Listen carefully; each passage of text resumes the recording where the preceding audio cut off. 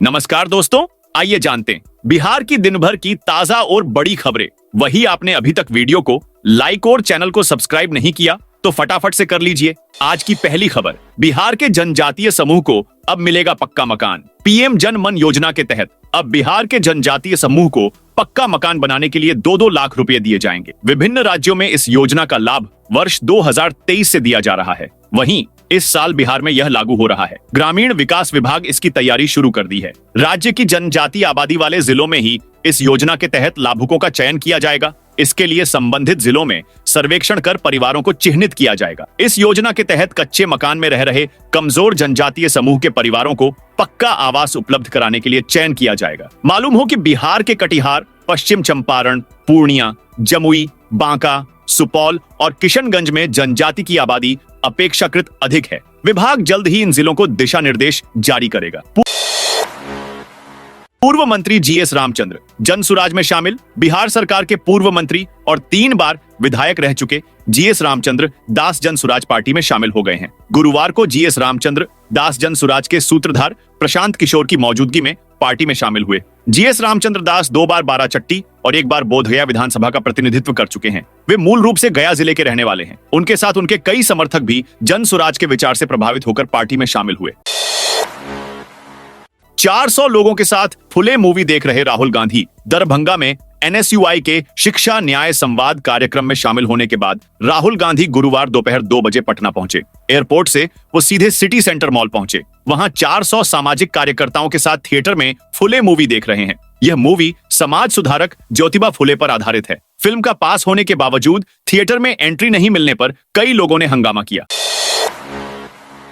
बिहार शिक्षा विभाग सख्त हुआ। पहले शिक्षकों की सैलरी आएगी। शिक्षकों के वेतन में देरी को लेकर बिहार शिक्षा विभाग सख्त हो गया है। अब राज्य के सरकारी स्कूलों में तैनात शिक्षकों की सैलरी सबसे पहले दी जाएगी। इसके बाद डीओ समेत जिला स्तर के शिक्षा पदाधिकारियों को वेतन मिलेगा। अपर मुख्य सचिव एस सिद्धार्थ के निर्देश के बाद विभाग ने इस संबंध में सभी जिलों को पत्र जारी कर दिया है। बीपीएसएससी से चयनित और सक्षमता परीक्षा पास शिक्षक लंबे समय से सैलरी में लेटलतीफी से परेशान हैं। उन्हें अब राहत मिली है। बिहार के 23 जिलों में हीट वेव का अलर्ट। बिहार के 23 जिलों में गुरुवार के लिए हीट वेव का येलो अलर्ट जारी किया गया है। 16 मई तक हॉट डे के हालात बने रहेंगे। इसके साथ ही मौसम विभाग ने 7 जिलों सहरसा, मधेपुरा, पूर्णिया, कटिहार, अररिया, किशनगंज और सुपौल में बारिश की संभावना जताई है। पटना मौसम विज्ञान केंद्र के वैज्ञानिक आशीष कुमार ने कहा, मध्य भारत और ओडिशा के आसपास हुए मौसमी बदलाव की वजह से बिहार के अधिकतर हिस्सों में गर्म और शुष्क पछुआ हवा बहेगी, जिससे प्रदेश का तापमान तेजी से बढ़ेगा। लोगों को दिन और रात दोनों अधिक गर्मी महसूस होगी। बिहार में 1.5 लाख गाड़ियों के मालिकों पर चला ट्रांसपोर्ट विभाग का चाबुक। परिवहन विभाग ने उत्तर पूर्व के 13 जिलों की 1,51,633 गाड़ियों का रजिस्ट्रेशन रद्द करने का निर्णय लिया है। चिन्हित लापरवाह वाहन मालिकों को नोटिस और फोन से सूचना देने के बाद कार्रवाई की प्रक्रिया शुरू कर दी गई है। इनमें सर्व क्षमा योजना का लाभ लेने वाले वाहन मालिकों को छोड़ दिया गया है। ये कार्रवाई ऐसे वाहन मालिकों पर की जा रही है जिन्होंने लंबे समय से टैक्स जमा नहीं किया है। परिवहन विभाग के इस फैसले के बाद वाहन मालिकों में हड़कंप है। उनकी गाड़ियों पर रजिस्ट्रेशन रद्द होने का खतरा मंडराने लगा है।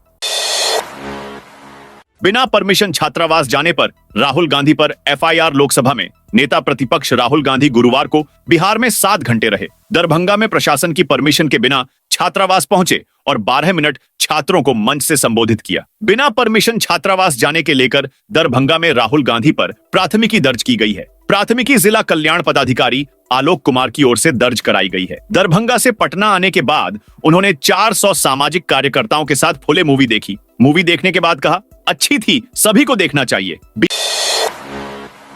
बिहार वालों के लिए खुशखबरी, अब बरसात में भी नहीं होगी बालू की कमी। बिहार के उप मुख्यमंत्री विजय कुमार सिन्हा ने बुधवार को स्पष्ट किया कि इस बार मानसून में राज्य में बालू संकट की कोई आशंका नहीं है। उन्होंने बताया कि सरकार ने समय से पहले तैयारियां पूरी कर ली हैं, जिससे न सिर्फ विकास योजनाएं प्रभावित नहीं होंगी बल्कि निजी निर्माण कार्यों में भी किसी प्रकार की रुकावट नहीं आएगी। खनन विभाग द्वारा आयोजित एक प्रेस वार्ता में डिप्टी सीएम ने कहा कि 15 जून से मानसून के चलते बालू घाट बंद कर दिए जाते हैं, जिससे हर साल सप्लाई में दिक्कत आती थी। लेकिन इस वर्ष राज्य के 180 बालू घाटों को मानसून के बाद भी चालू रखने की योजना है। इनमें से 18 घाट सफेद बालू के हैं।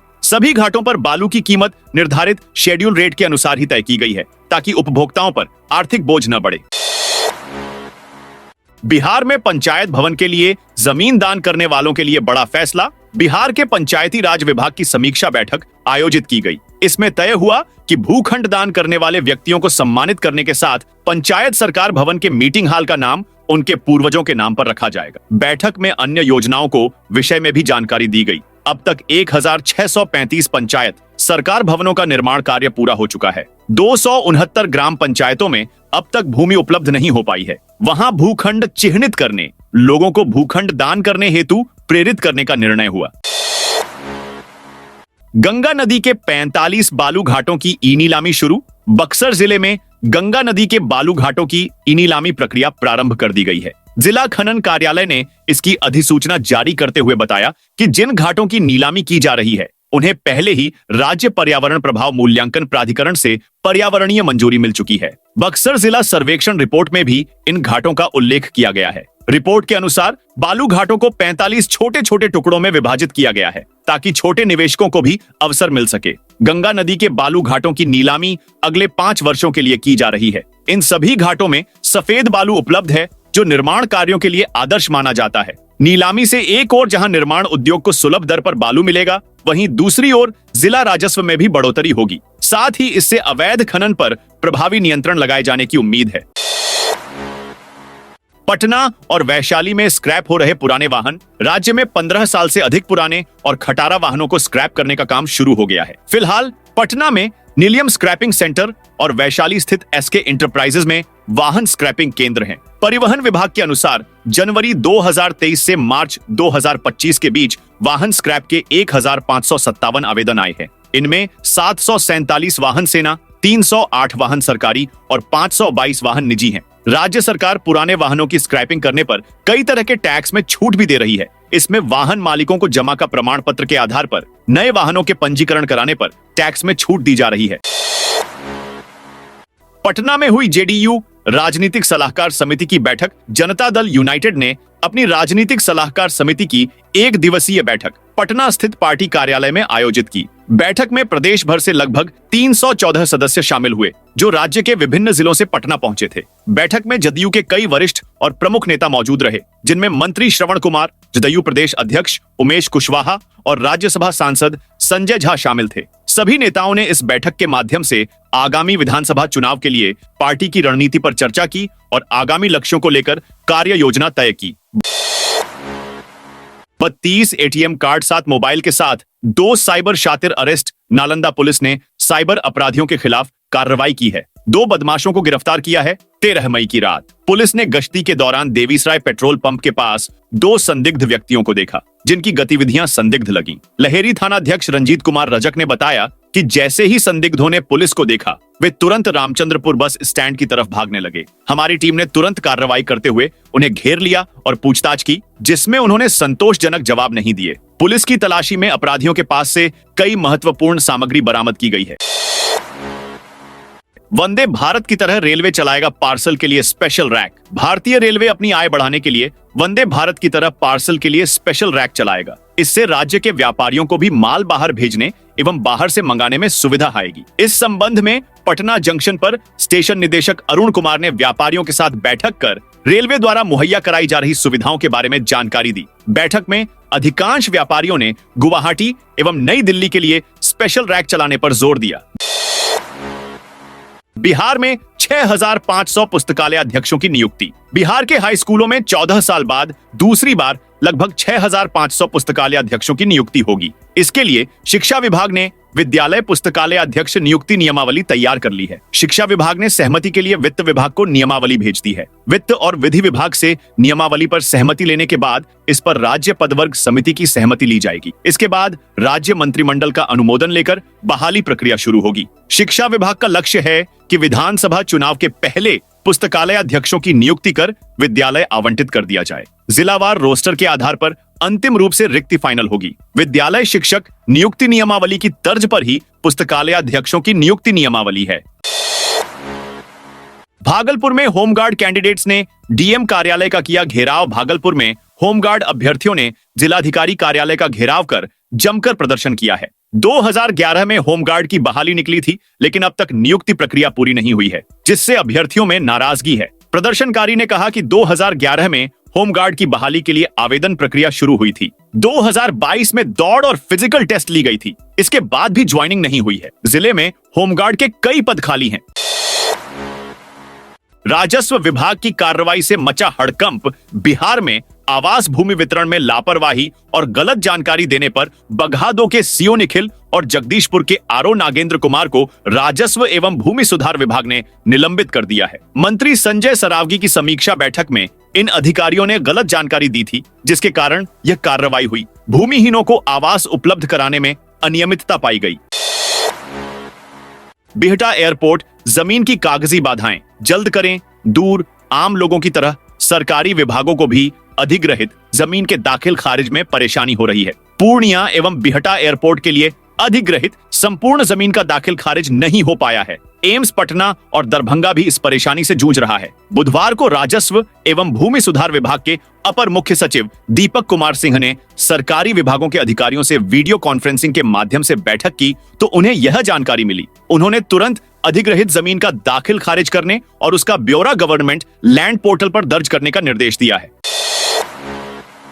कंटेनर से 3067 लीटर अंग्रेजी शराब बरामद। वैशाली के सोनपुर थाना पुलिस ने अवैध शराब के खिलाफ विशेष अभियान के तहत सोमवार को बड़ी कार्रवाई की। पुलिस ने करीब 3067.56 लीटर अंग्रेजी शराब जब्त की है। शराब एक 10 चक्का कंटेनर ट्रक में छिपाकर लाई जा रही थी। मामले में 6 तस्करों को गिरफ्तार किया गया है। यह कार्रवाई 13 मई को गुप्त सूचना के आधार पर की गई। ट्रक के साथ पुलिस ने 2 ट्रैक्टर और एक कार भी जब्त की है। सरारी घुमटी रेलवे रैक प्वाइंट से ट्रक ट्रैक्टर आवाजाही को मंजूरी। दानापुर के सरारी घुमटी स्थित सीमेंट रैक प्वाइंट से ट्रक और ट्रैक्टर की आवाजाही को मंजूरी मिल गई है। यातायात पुलिस ने गुरुवार को ट्रक ट्रैक्टर एसोसिएशन और सीमेंट गोदाम मालिकों के साथ बैठक कर यह निर्णय लिया। ट्रैक्टरों का परिचालन 2 चरणों में होगा। पहली पाली सुबह 8 बजे से 11:30 तक और दूसरी पाली दोपहर 2 बजे से शाम 5 बजे तक रहेगी। प्रत्येक पाली में 10 ट्रैक्टरों को चलने की अनुमति होगी। ट्रैक्टर दानापुर रेलवे स्टेशन और फुलवारी होते हुए मुख्य सड़क से सिपारा के रास्ते व्यावसायिक गोदामों तक जा सकेंगे।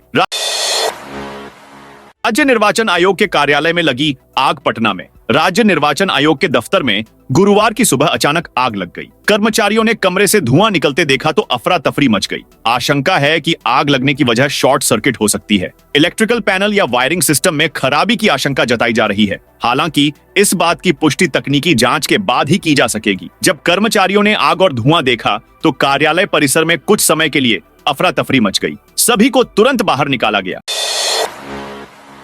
बिहार के राज्यपाल आरिफ मोहम्मद खान ने सहरसा का दौरा किया। वे पटना से हवाई मार्ग से सहरसा पहुंचे। उन्होंने पटुआहा में radio east and west 88.4 FM का उद्घाटन किया। रेडियो ईस्ट एंड वेस्ट के संस्थापक डॉ रजनीश रंजन और निदेशक डॉ मनीषा रंजन राज्यपाल को मिथिला के परंपरा पाग और चादर देकर सम्मानित किया। इस मौके पर कार्यक्रम में भाजपा विधायक आलोक रंजन, कोसी स्नातक MLC डॉ संजीव कुमार सिंह, BNMU के कुलपति डॉ विमलेदु शेखर झा समेत कई गणमान्य लोग उपस्थित रहे।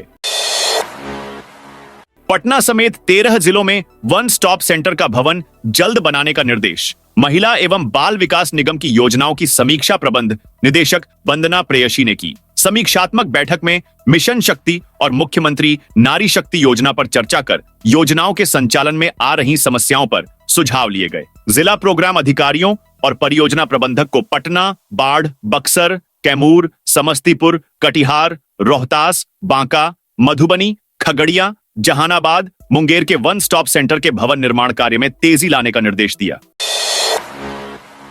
बिहार में सब्जी ने कर दिया महंगाई दर में बड़ा परिवर्तन। राष्ट्रीय औसत की तुलना में बिहार की महंगाई दर थोड़ी कम है। यह आकलन इस वर्ष अप्रैल के संदर्भ में है और इसका बड़ा कारण सब्जियों के मूल्य में तुलनात्मक रूप से कमी है। हालांकि पिछले वर्ष तक ऐसी स्थिति नहीं थी। केंद्रीय सांख्यिकी एवं कार्यक्रम क्रियान्वयन मंत्रालय महंगाई से जुड़े आंकड़े जारी करता है। इसे उपभोक्ता मूल्य सूचकांक कहा जाता है। यह सूचकांक दैनिक उपयोग की सामग्री के औसत मूल्य के घटने बढ़ने का ब्यौरा देता है। अप्रैल में बिहार में महंगाई दर 2.90% रही है, जबकि राष्ट्रीय औसत 3.16% रही। बेगूसराय पुलिस को मिली बड़ी सफलता। बेगूसराय जिले की लाखों थाना पुलिस और जिला आसूचना इकाई ने कड़ी कार्रवाई करते हुए लूट की बड़ी साजिश को नाकाम कर दिया है। गुप्त सूचना पर की गई इस कार्रवाई में 4 अपराधी गिरफ्तार किए गए। इनके पास से 2 देशी कट्टा, 20 कारतूस, एक मोबाइल और एक मारुति ओमनी कार जब्त की गई। दरअसल कल मंगलवार 14 मई को लाखों थाना को सूचना मिली थी कि कुछ अपराधी हथियार के साथ लूट और डकैती की योजना बना रहे हैं। ये लोग एक ओमनी कार और मोटरसाइकिल से लाखों थाना क्षेत्र में घूम रहे हैं। सूचना मिलते ही पुलिस अधीक्षक को जानकारी दी गई। उनके निर्देश पर लाखों थाना पुलिस, सशस्त्र बल और जिला आसूचना इकाई की टीम ने यह कार्रवाई की। दरभंगा में राहुल गांधी को रोके जाने पर भड़की प्रियंका गांधी। लोकसभा में नेता प्रतिपक्ष कांग्रेस सांसद राहुल गांधी कल गुरुवार को बिहार के दरभंगा जिले के दौरे पर पहुंचे, जहां राहुल गांधी ने अंबेडकर कल्याण छात्रावास में शिक्षा न्याय संवाद कार्यक्रम को संबोधित किया। इससे पहले दरभंगा जिला प्रशासन ने उन्हें छात्रावास से लगभग 2 किलोमीटर पहले रोक दिया था और दरभंगा टाउन हॉल में कार्यक्रम करने के लिए चलने का गुजारिश किया, जहां संवाद कार्यक्रम करने की अनुमति मिली थी। राहुल गांधी को अंबेडकर कल्याण छात्रावास में जाने से रोके जाने पर कांग्रेस सांसद और बहन प्रियंका गांधी की प्रतिक्रिया सामने आई है। प्रियंका ने एक्स पर पोस्ट करते हुए दरभंगा अंबेडकर हॉस्टल में राहुल गांधी को जाने से रोकने की घटना पर चिंता जताई और कहा कि शिक्षा, न्याय और संवाद में जाने से रोकना शर्मनाक है। राजस्व विभाग की कार्रवाई से मचा हड़कंप। बिहार में आवास भूमि वितरण में लापरवाही और गलत जानकारी देने पर बगहा 2 के सीओ निखिल और जगदीशपुर के आरओ नागेंद्र कुमार को राजस्व एवं भूमि सुधार विभाग ने निलंबित कर दिया है। मंत्री संजय सरावगी की समीक्षा बैठक में इन अधिकारियों ने गलत जानकारी दी थी, जिसके कारण यह कार्रवाई हुई। भूमिहीनों को आवास उपलब्ध कराने में अनियमितता पाई गई। बिहार के 5 शहरों में चलेंगी 20 पिंक बसें। राज्य में पहली बार महिलाओं के लिए पिंक बस सेवा की शुरुआत होने जा रही है। पहले चरण में राजधानी पटना, मुजफ्फरपुर, भागलपुर, दरभंगा और पूर्णिया में पिंक बस सेवा शुरू की जा रही है। शुक्रवार को एक अणे मार्ग से मुख्यमंत्री नीतीश कुमार पिंक बसों का फ्लैग ऑफ करेंगे। पिंक बस सेवा से महिलाओं को सुरक्षित, सुलभ और सम्मानजनक सार्वजनिक परिवहन की सुविधा मिलेगी। परिवहन मंत्री शीला कुमारी ने बताया कि आने वाले समय में पिंक बस सेवा का विस्तार अन्य शहरों में भी किया जाएगा। परिवहन सचिव संदीप कुमार आर पुडकलकट्टी ने बताया कि पिंक बस सेवा महिलाओं और छात्राओं के लिए पूर्ण रूप से समर्पित होगी। नीतीश सरकार हस्तशिल्प और लोक कलाकारों के लिए कर रही काम। नीतीश सरकार में हस्तशिल्प और लोक कलाकारों को प्रोत्साहन मिल रहा है। मधुबनी के मिथिला हाट की सफलता के बाद अब रोहतास में भी इसी तर्ज पर हाट बनाने की योजना शुरू की गई है। बिहार के मुख्यमंत्री ने बीते 19 फरवरी को अपनी प्रगति यात्रा के दौरान रोहतास जिले के इंद्रपुरी जलाशय के पास एक पर्यटन हाट के निर्माण की घोषणा की थी। योजना का उद्देश्य जिले में पर्यटन को बढ़ावा देना और स्थानीय लोगों की आमदनी में वृद्धि करना है। बिहार राज्य सरकार के यह पहल से स्थानीय हस्तशिल्प और लोक कलाकारों को प्रोत्साहन देने के साथ साथ पर्यटन को भी बढ़ावा मिल रहा है। नीतीश सरकार ने पटना हाट के लिए 48.96 करोड़ रुपए और रोहतास हाट के लिए 28 करोड़ रुपए की राशि स्वीकृत की है, जिससे कुल बजट 76.96 करोड़ रुपए हो गया है। इस परियोजना के अंतर्गत रोहतास जिले के विभिन्न क्षेत्रों में पर्यटन और सांस्कृतिक गतिविधियों को बढ़ावा देने के लिए कई योजनाओं का शिलान्यास किया गया है। पटना समेत 5 जिलों में आज से शुरू हुआ फिजिकल टेस्ट। बिहार होमगार्ड भर्ती के लिए आज गुरुवार से फिजिकल टेस्ट शुरू होगा। यह फिजिकल टेस्ट पटना समेत 5 जिलों में होगा। अलग अलग जिलों में शारीरिक दक्षता के लिए अलग अलग तारीखें भी रखी गई हैं। दरअसल बिहार में कुल 15,000 पदों पर होमगार्ड की बहाली प्रक्रिया चल रही है। अलग अलग जिलों में अलग अलग पद निर्धारित किए गए हैं। पटना के अलावा बक्सर, कैमूर, नवादा और सुपौल में फिजिकल टेस्ट होना है। सीबीएसई 10वीं की 2 बार परीक्षा के लिए इस महीने जारी हो सकती है गाइडलाइंस। केंद्रीय माध्यमिक शिक्षा बोर्ड ने नए नियमावली के तहत 2026 में 10वीं बोर्ड की परीक्षा 2 बार लेने का निर्णय लिया है। इसी नए नियमावली के तहत स्कूलों में पाठ्यक्रम पूरा किया जाएगा। 10वीं में किए गए नियमावली से विद्यार्थियों एवं अभिभावकों को अवगत कराया जाएगा। साथियों, ये थी बिहार की दिन भर की ताजा और बड़ी खबरें। आपने अभी तक बिहार समाचार चैनल को सब्सक्राइब नहीं किया तो फटाफट से कर लीजिए, ताकि बिहार की खबरें सबसे पहले आपको मिले।